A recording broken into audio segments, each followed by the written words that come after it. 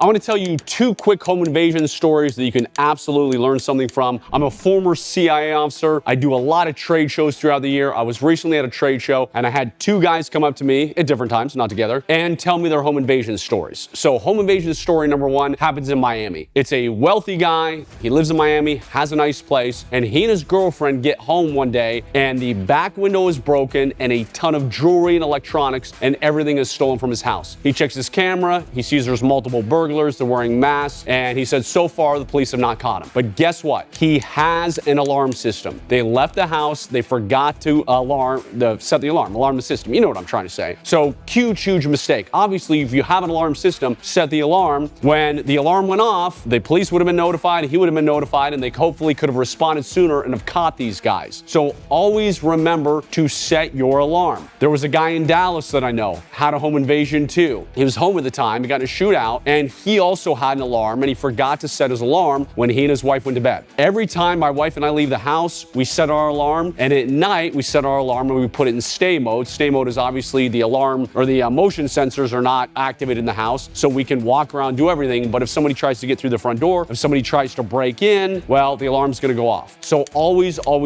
set your alarm. Okay, so that is Miami story, home invasion story number one. Now, what is home invasion story number two? It's in Toronto. This guy is a high net worth, wealthy guy, and in the middle of the night, his alarm goes off. So he immediately pops out of bed. His wife wakes up. They have their camera thing where they can check their cameras right next to their bedside, and he sees there is multiple people trying to kick in his door. I believe he told me it was 4 people. Now, they had set the alarm off by kicking it, and there was a glass door and set off glass breaker alarms and everything, and they kept going even though the alarm went off. So these 4 intruders eventually kicked in the front door. The alarm is blaring and everything. Now, I'm sure you've seen those videos online where an intruder's trying to kick in the door. As soon as the alarm goes off, they flee. Yes, that happens a lot of the time, but you always have to prepare, like in this case where they kick in the door and the alarm goes off and they're not afraid. They still keep coming in. So there's 4 intruders. Now, he did not leave his bedroom.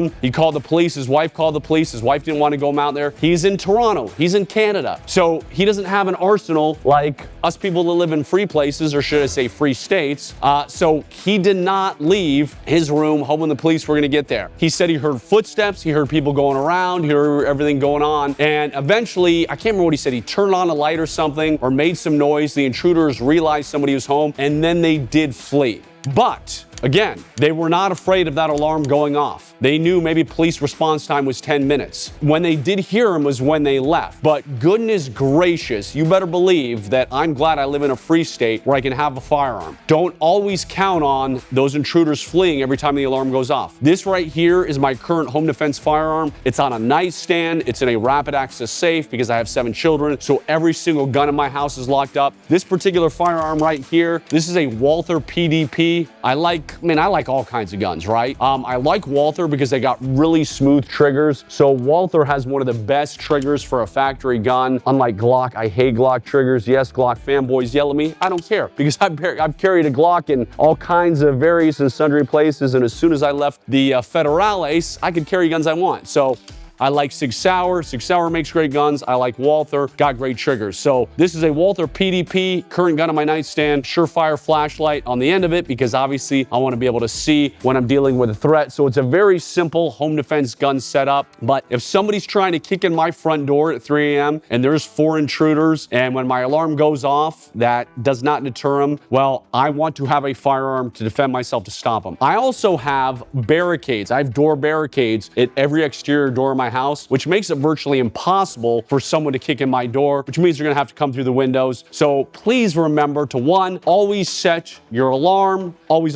do that. And 2, always have a good way to defend yourself. Yes, it is gonna be a gun for me, but maybe you don't live in a free place. Maybe you wanna have a blade or a tomahawk. It's better than nothing. If you wanna know home defense tactics, if you ever wanna come train with me on home defense, go to tacticalspyschool.com. Again, check out tacticalspyschool.com. You can see some of our live training events where we do cover home defense. So God bless you, stay safe, and please take your home security more seriously this year.